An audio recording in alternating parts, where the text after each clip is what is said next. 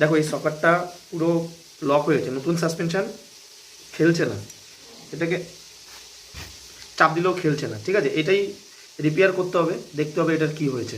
তো কিভাবে করলাম এই সকারটা খুলে আবার নতুন করে রিপেয়ার, সেই সব কিছুর ভিডিও আমার ইউটিউব চ্যানেলে দেওয়া আছে। তোমরা এই সব ভিডিও দেখার জন্য আমার ইউটিউব চ্যানেল বেঙ্গলিয়ান হুইল ফান, এই লেখাটা আছে, এই সেম লেখাটা দিয়ে তোমরা ইউটিউবে সার্চ করো, পেয়ে যাবে।